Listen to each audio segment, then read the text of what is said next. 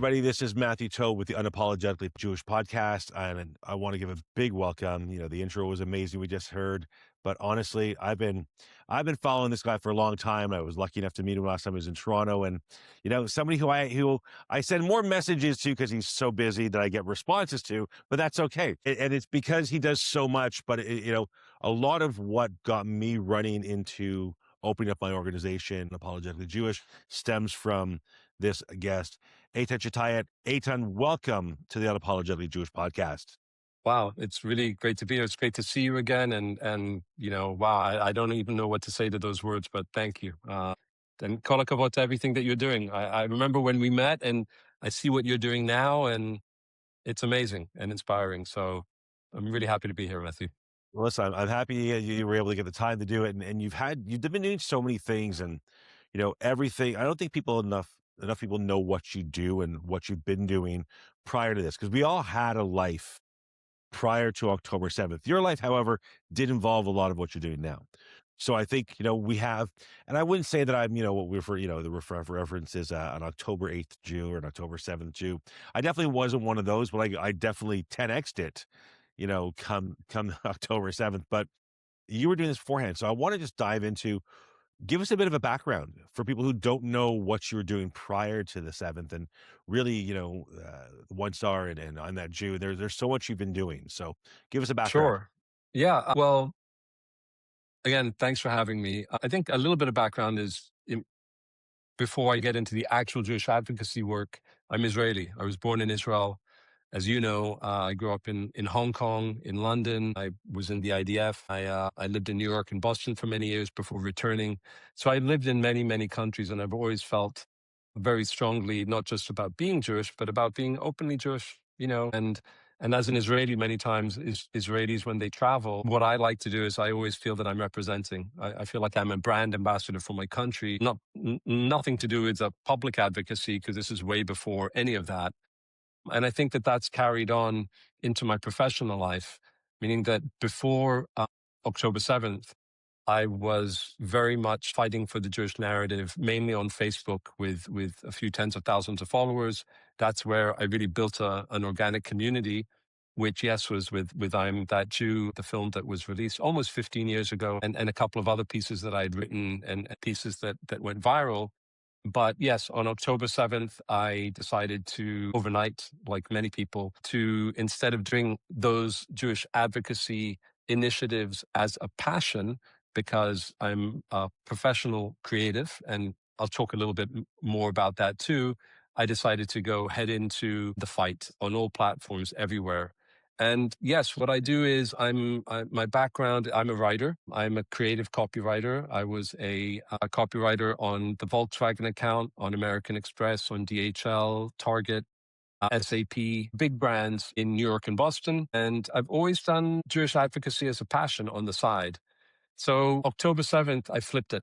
I just decided I'm putting work on hold. I have my clients. I'm not taking any more. I'm going to complete the work with these clients. And I just decided to go full on into the fight. I'm not funded by an organization. It's all just been passion. And I try and get support where I can. And that's my background. So creative background in terms of advertising, but bringing that Jewish identity and passion to an expertise, I guess, to what I feel that we really need to do as a people, which is fight with our narrative first. Okay. So, and you said, I'm That Jew started 15 years ago. Almost 15 years ago, yeah, a friend of mine who was living in France at the time, she had just moved there, and Charlie Hebdo happened. If people recall, terrorists stormed the Charlie Hebdo headquarters, a satirical magazine in Paris, France. But before then, they went to a kosher supermarket and murdered a few Jewish shoppers. And when I spoke to my friend in France about it, because it was very traumatic for a lot of people, I just checked in. How are you doing? And it got to talk about the fact that since she set foot in France, she hadn't told anyone that she was Jewish. She never told anyone she was in Israel, which is where I met her. And it got me thinking, how can it be that we live in this world where you can't even say that you're Jewish in Paris? And so I wrote I'm That Jew, which was just a written piece, which I then turned into a film, a 6-minute piece, which went viral on on different platforms, around 15 million views or something on the different platforms. And that was quite a while ago. But since then, I've really evolved it into something which is much bigger than a piece. It's now a narrative movement that It's a any movement now. Jew, It's a yeah, movement. that any Jew can own. I'm that Jew is not me. It's not Eitan Chitayat. I'm that Jew is anyone who wants to express their Jewishness, their Jewish way, as long as it adheres to our Jewish values. Right. So it's funny. I remember when last year I used to do a lot of police board deputations, and I went very professional. I dressed, like it was on video and they recorded it. And there was a vandalizing of a Jewish kosher restaurant, and they wrote horrific things and this and that. And then I came back. I had my whole deputation was written. Then on the night before, I rewrote everything and included what happened at this restaurant, this store. And I started off with "I'm that Jew," I remember. I was very and I went. moved. It was like a minute's worth of that, and then I said, "You know what? I'm wearing the shirt." And that was I didn't wear. I'm like I don't do props, but that was a prop because I'm walking in, and that was so important. And it was I used that, and I said, and like you said, you were moved, and I appreciate that. It's funny, the deputations, they only give you 5 minutes to speak, and if there's a lot of people, they give you three. After I did a minute of "I'm that Jew," I went to 7.5 minutes of speaking. Nobody was stopping me from talking. Nobody was stopping that Jew from finishing what he had to say. And I found that even more powerful where they were like, do you think you can kind of tie this up in a second? Take your time. And it was powerful that when we stand up and say, this is who I am, people stopped and listened and they weren't going to interrupt. They were, and that's so huge. And that was the movement that I think after October 7th, everybody really kind of came to know you Well, I for. think also what you're saying is I mean, to me, and I'm not saying this as the creator of I'm That Jew at all, but it's empowering, meaning you empower other people when you have the chutzpah, the audacity to go out and own it. And I think whether people agree with you or not, whether people understand you or not, whether people wholeheartedly agree with you, and many people do, they respect that. And I think that before it's about them respecting, it's about you respecting yourself enough to own what you actually feel that you need to own, want to own, and should own. So I think that what you did is very inspirational, and I just hope that people keep doing that. We have to keep owning it publicly. It's not enough to be proud Jews. We have to be proud and openly Jewish, of course, within the confines of safety and security. I know it's not easy, having come to support the Jewish community quite a few times in the last few years. I know it's not easy, but that's the way. We have to continue doing it. We had to. I'll tell you, going back to that, our organization. Yesterday we wore our shirts yesterday for the Walk for Israel, 60,000 Jews and allies, and I call it not just it is the Walk for Israel, but yesterday I think it was also the Walk for Jews because 2 years ago we were walking in solidarity because of the war and the hostages. Last year we walked in solidarity again, but as a pushback to all the hate-filled protests we spent the last 2 years watching. And then this year, I think, was the Walk for Israel, the Walk for the Jews, and the Walk against anti-Zionism. And the police did a very good job at certain areas to keep everybody safe and the protesters away.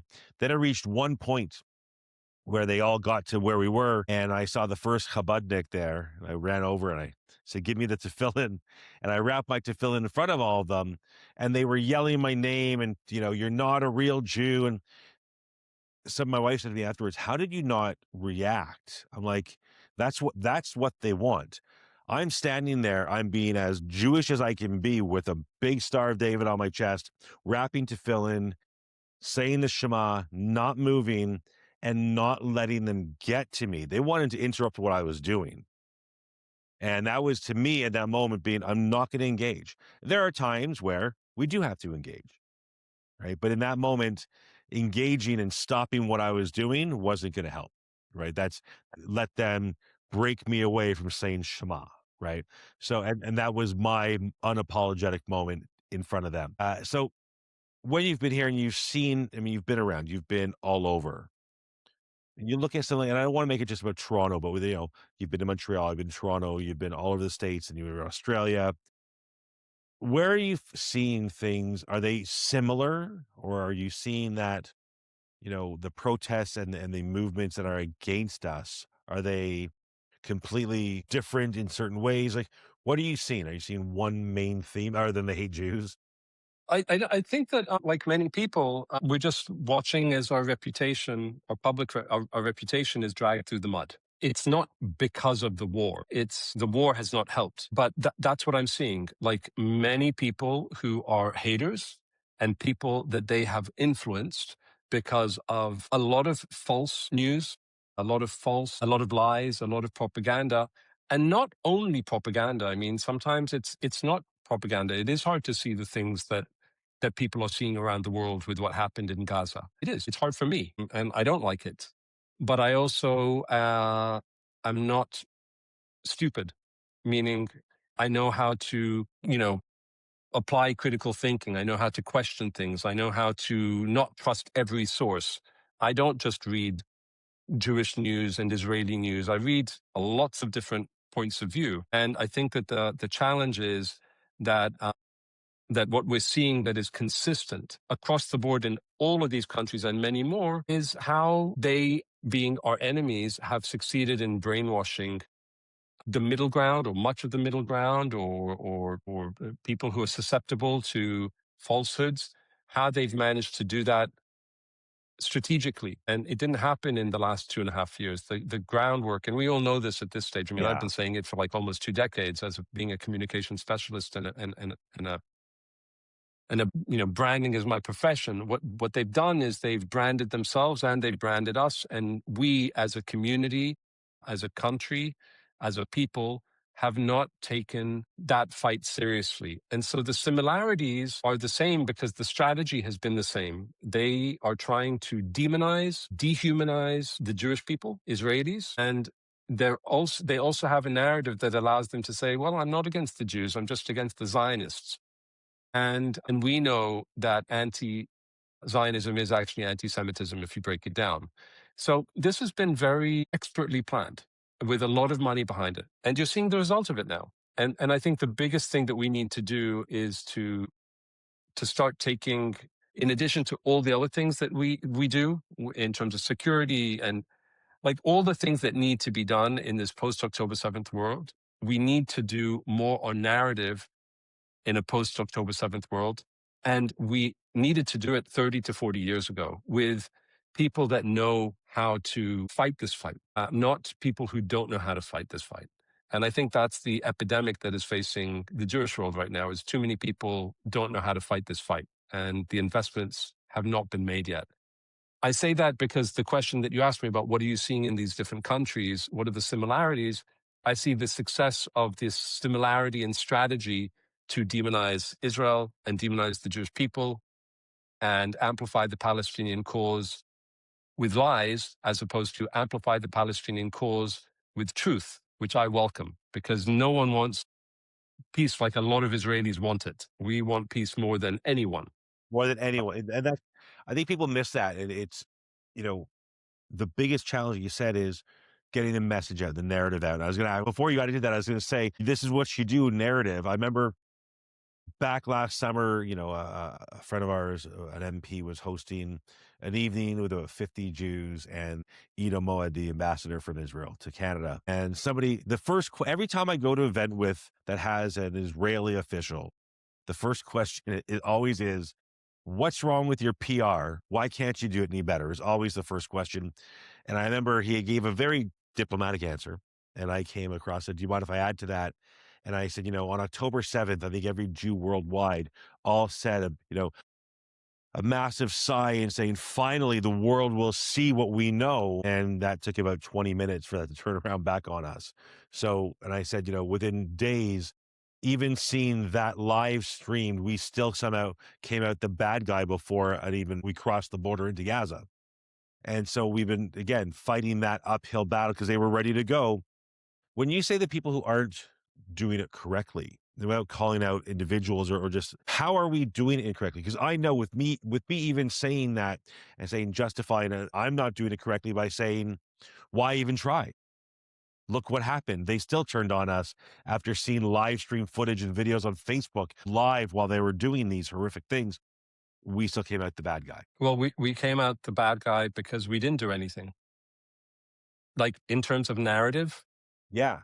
we didn't do anything. Meaning that if you're in a playground full of kids, I'm making up a metaphor, and you're a playground full of kids, and there's 20 kids, and one of the kids is being beaten up, and it's very clear that he didn't do anything wrong. He's the smaller person. He's, an innocent kid. But then there's one or two bullies and they're beating up on him. Well, for years, these one or two bullies have been saying to the other, 17 people there behind the back of this kid, in front of the kid, what an awful person this little kid is. It's character assassination. You do that, you do that, you do that. And eventually, when the bullies punch this kid in the face, you'd expect that the 17 other people will say, well, hold on a second. But they don't, because the two bullies have been laying the groundwork unopposed. And I think that even though these things happened, you have a lot of people who think that Israel is in the bad anyway, because we have not done the hard work of showing who we are. And I don't think it's not that you were inferring this.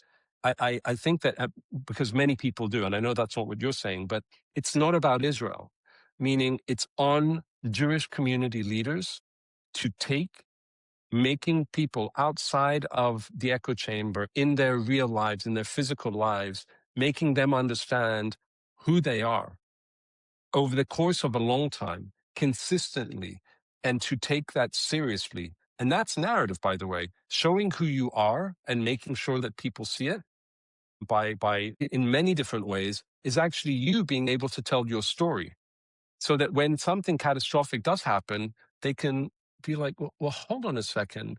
Calling this person a lover of genocide, or a supporter of apartheid, or a supporter of colonialism, or a racist, that doesn't add up, because I know these people. I know what they stand for. I know that they are an inclusive culture. I know that they're a hardworking culture. I know that they have given for equality. I know that they have given to human rights. I know that they give to arts and science. I know these things because I've been shown by them. And so it's not just about Israel. It's about the Jewish community. And it's very tricky, because the Jewish community is made up of, like many, many communities, of many, many different types of people. And how do you get everyone more or less on the same page when it comes to speaking about who we are? That we haven't done. Now, had we done it, does it mean that October 7th wouldn't have happened? Are we to blame for anti-Semitism? Absolutely not. But I guarantee you that if billions had been invested in ongoing, conscious, proactive effort, knowing what the problems would be if we don't do this, Yeah. then I don't know if we would have faced this kind of demonization. But with no work being done, no serious work being done, not going to happen, and will not happen. Will not happen until we do it. And I actually think that it's possible. It's uphill struggle. It will require a complete different way of thinking, money, effort, all of that stuff. But we've Yeah. never tried to do that. Never. And we have to. And not I well, don't think well, we have a choice. not even well, right? And the attempts they've done. I remember there was an influencer trip last year, a year and a half ago. All that, again, you're in the echo chamber, so I'm scrolling through my feed. I'm like, oh, there's AB. Oh. I'm like, they're all in the same place doing the exact same thing at the exact same moment. My entire feed was just that promo, and they were. I'm talking much No, I'm bigger talking on than a smaller scale though, but even on yeah. that smaller scale where it's like we can't even hit the small scale portion of it without a proper plan. It's like you brought them here, so how do we take that and make it even larger? So there's Right. a And woman that's the who was challenge. there's an incredible woman who, you can follow her on Substack, on LinkedIn. She's a personal friend as well. Her name is Joanna Landau, and she had an organization called Vibe Israel, And what they would do is amazing. What they would do is they would invite, and this is, it was about reputation building, specifically with Israel. And what they would do is they would invite, let's say you're a food blogger. So they would get like 15, 20 of some of the biggest food bloggers out there around the world. They would bring them to Israel. They would give them the time of their lives, show them a culinary experience and meet all the people in that world here in Israel, but also show them Israel, also show them other aspects of Israel. And then these people would go away, and of course they would write about it. They would share the Israel that they're seeing. Now, that was an organization that was doing incredible work. But imagine if much more money was invested in that. Imagine if people spent hundreds of thousands of dollars to push the paid media so that it breaks out and it starts really making people see Israel differently, and maybe the Jewish people as well in other ways. So there are ways to do it, and they're not that complicated. It's just a question of making the decision. Is this going to be a priority? And I think it needs to, because if you don't, you're going to get more attacks, you're going to get more hatred, and lives are going to be lost. And also soldiers, by the way. If you were able to show people that Israel is actually doing the right thing because you had allies that knew Israel and know our values, then maybe we wouldn't have faced the resistance that we faced in trying to fight back. And maybe many soldiers and civilians on our side and on their side could have been spared. So narrative is really fucking important. And I'm waiting for one Absolutely. day someone to knock on my door, someone else's door, people who know how to do this, and say, Let's do it. let's do it. I'm still waiting. Now, here's a question. Do you think that day will come? I don't know. To be completely honest with you, I'm on a personal level. I'm doing everything that I can to do the work. It's not about being an influencer. I'm not an influencer. You know that very well. It's not. It's I don't. It's like my job is to put things out there that can help people out there where you live own who you are confidently and with courage and unashamedly. And I think that that needs to be massively invested in. I'm working on something right now, which is literally to try and arm people with what people on the ground like you in Toronto need. And I don't think that in terms of what can I say? What can I say about being a Jew? What can I say about my values? What can I say about Zionism, which I'm working on a piece right now with Einat Wilfon. And the idea is to put into the hands of ordinary Jewish people and our allies material that they can use to represent truthfully who we are. It's a marathon. It requires a long-term perspective. And that's one of the things that's most challenging with organizations. And a lot of the Jewish organizations, as you know, are a little archaic. I'm not putting anyone down. Anyone who's trying to do good work and serve the Jewish people is great. But in this day and age, some of the tactics used by a lot of these organizations are outdated. People need to pivot. Money needs to be spent, and things need to change. I don't know. I'm just trying to do the work. And if a door opens, great. But the work just needs to be done. So I'm doing it. That and we need it because there are so many people that need that help. We don't know the things to say or the words to use. So can you talk about what you're doing with Einat at all? Can you go a little more into Yeah, that? sure. I mean, it's funny because we're not sure when this podcast will be released, but we'll be releasing the Zionism piece soon. Basically, we wanted to make something that is not a book that you need to read. It's not a 2-hour podcast. It's not an academic paper or an influencer talking about Zionism, which is great, but something to arm people on the ground outside with how to talk about Zionism. Because on all of my talks, and I'm not speaking for Einat, but I know this also. So how do we talk about Zionism? It's the dirtiest word in the world right now. So the idea is to make something factual, but soulful and shareable, so that if you want someone to understand what Zionism is, if you're in a heated argument, or if it's not a heated argument, if it's just a discussion, you can literally say, you know what? There's something that I'd like you to watch. And then you can watch that piece and continue the conversation. It's like a conversation starter. It is not what other people say it is. It is what we say it is. And this is actually what it is. Now, a lot of people will say, the haters will say, well, that's propaganda, that's lies.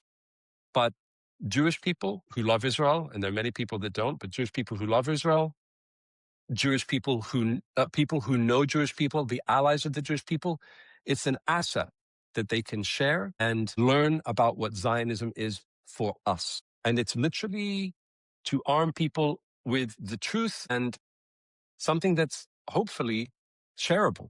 We think it's very shareable. So I hope people see it. And yeah, something I've been working on with Einat, who is just brilliant and a really good person too. That's awesome. I love what she writes. I love all that she's doing. I love what you do, obviously, as well. It's funny when you talk about Zionism. People who have watched the podcast or heard me speak live, I bring this up every single time. When I was younger, grade school, but grade sixth grade or seventh grade, I remember somebody saying to me, "Are you a Zionist?" There was a war with Israel and I think Lebanon at the time. Are you a Zionist? And in my naivety at the time or my youngness, I went, "No, I'm Jewish." Because there was no differentiation between the two. Because I was like, "What is Zionism?" Well, the belief in Israel. Yeah, I'm Jewish. That was it. There was no greater explanation needed from my perspective.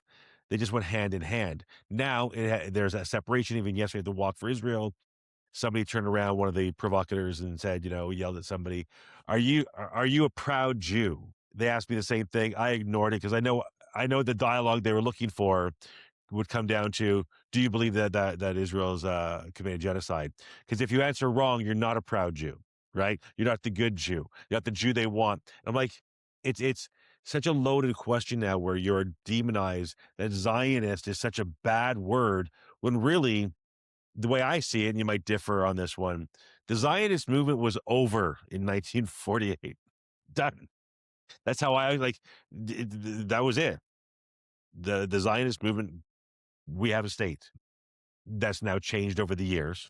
I think that that's challenging because had Zionism been accepted, then sure. But there has been a push since the establishment of the state of Israel and even before it to not only hope and work towards Zionism not happening, but also to tell lies about it. Now, if you erode the connection between the Jewish people and the land of Israel, which is why the strategic play by our enemies is they do that because, if you erode the connection between the land of Israel and the Jewish people, then you can get rid of the land of Israel for the Jewish people. So words really do matter. And a lot of Jewish people are being bullied and fooled and being played into their enemies' hands by saying, well, I'm not a Zionist. And so I think that presents a really big problem because if you let people mm, and I know that a lot of people find him controversial, and he is a little bit controversial, but to me, I really respect him, Jordan Peterson. Words really matter. You can't take a word and change its meaning. I mean, like radically change its meaning, lie about its meaning, and expect there to be no consequences. Because once you start changing the definition of words, first it's this word, then it's that word, and then it's the other word, then what type of world are we living in? You start to get two different truths and people just making stuff up because it doesn't suit their agenda. Well, Agenda. Yeah. that's not the society that we live in. Words are precious and we should carefully protect the definitions of words, especially when it's related to our literally our identity. When I say identity, I mean our heart, our soul, where we're Mm. from, the book, the thousands of years, and all of that stuff. So words really do matter, and the word Zionism matters, and I think that we need to defend it. There's a lot at stake if we lose the definition of Zionism in the world, and some people might say we've already lost it. My answer would be, what have we actually done besides the creation of the state of Israel and the Jewish people embracing Israel? What have we actually done to make sure that we own the narrative on Zionism outside of the Jewish people? Not much, not Not much. enough, not enough. And that's not a criticism. It's a fact. And the sooner we wake up and do the work that we need to do with narrative, and Zionism is one part of that, the sooner we can have hope to get on top of this thing.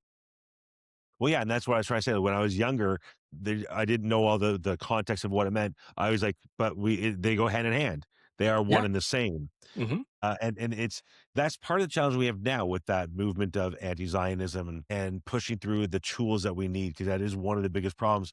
And you talked about words, and because you are a copywriter, words, as you say, always words do matter. I want to jump over for a second. Last week, I don't know if you were following, the Prime Minister of Canada made a speech about anti-Semitism, and I watched the speech, and then the next day, a member of Parliament echoed and used a word that the prime minister used repeatedly, 9 times, in fact, in his speech. And the word was, I don't know if you paid attention to this at all, it was covenant. And he used the word, and I sat there, unfortunately, because once I watched it the first time, and then the next morning, the MP mentioned covenant with Canada. And I'm like, okay, hold on a second. And then I actually sat myself and watched the prime minister's speech a second time, which Hmm. was horrific to have to do. And how he started off, and I wrote a Substack about it, how he started off with, you know, a couple of Hebrew prophets, Amos being one of them, which is, you know, lower in the world of big prophets, smaller prophets, saying, the Jews have a covenant with God. And then it slowly shifted through his speech. Covenant said again, covenant again. Then it became a covenant with the country. And all of a sudden, I'm like, you actually took a word, because other religions do have, and other cultures do have a covenant, but not as boldly stated as we have, as the Jewish community has. And I sat there watching this speech thinking, oh my God, you've actually slowly in one 30-minute speech gone from covenant with God, and you said it enough times, detaching it from here and attaching it to here, and now making it that this is about a covenant with the country of Canada. I don't know if you saw that or if you paid attention to I that. That was actually, huge for me. I actually didn't. So I can't speak to it. But yeah, I mean, we've got some problems with Well, the that was Jewish it. So community in I Canada. know I'm only talking about how words matter, and to me, Sure. that was one that just stuck out of my mind a little bit the first night, but there was the next morning when it was carried on into another member of parliament speech on social media. I'm like, wait a second, why are they holding on to this word, such an important word in the Jewish community? So what's So your that answer? What's your answer to that? I really think he was trying. My thought process, the way I dissected it, was again slowly taking it from, this is, we have to make a covenant not with God but with our country. That's how I kind of slowly Mm. perceived it to take place. And I also do believe that the way our country is going, very leftist, the laws they're trying to push through that kind of criminalize some, lines of the Torah and lines of the Bible. And so I look at this more as, to put my tinfoil hat on for a second, but more of that socialist, communist style way of thinking, that you get rid of God, get rid of religion, and you go straight to country. That's how I kind of, not in those exact ways, not that we're going to come out, the United Socialist Society of Canada, but having it shift from this to this, take it away, take covenant away from religion and make covenant part of the country. And that's how I took it as a, wow, you're removing religion from this. When I talk about anti-Semitism, kind of blew my Yeah. mind. So again, words matter, and that's where I went with that. That's where my thought Yeah. process. No, yeah, I agree. There's so many people out there who are just, not taking seriously how important it is to literally fight back with just an act of defiance, just like that shirt that you're wearing. Those words are really important, and when you say them in the confines of your own community, that's one thing. But when you go out and you challenge people with just, for example, those words, unless they're words that are hateful, which of course they're not, and I don't think that. I think it's a minority of Jewish people in a culture that are hateful. Unless it's hateful, then you're actually hopefully making people think. Make people think. Make people say, "Well, what does unapologetically Jewish mean?" And our enemies have done a great job with their use of words. They just have, and credit to them. We could be doing better, should be doing better, have to do better. Absolutely have to do better. But I think it's incumbent on as many Jews as possible, because there aren't that many of us, to, I like to say, it's like one Jew needs to be 100 Jews right now, or 1,000 Jews. You have to fight, because if you don't fight for your voice, if you don't fight for what you believe in, which are ultimately, I think, good things, then the noise is going to be way worse than the noise right now. And we only have to look back to, we always say the Holocaust, because it was the Holocaust, and it was, but there have been many Holocausts of the Jewish people, just not as many as the one in World War II. We have to fight back. We have to stand up for ourselves. We have to show people that we're willing to as well. And that means in your daily life, challenging people with words, challenging the lies, and owning your identity and having faith. And when I say faith, I don't mean religious faith necessarily. I mean having faith in your beliefs, in your values, in your identity that our parents gave us, that our grandparents gave us. And people forget these things are very intimate. Like when I say that my parents gave me Shabbat, that to me is that represents my parents giving something to me. Yeah. Doing all the chagim, getting a Jewish education, which includes tolerance for others and acceptance of others. These things are what my parents gave me and what their parents gave them. And all of our parents, or many of our parents, gave us. We've been learning from, it's like our story is a living memory. And the living memory is passed on through stories and narratives and words and messages, and also through the tough times.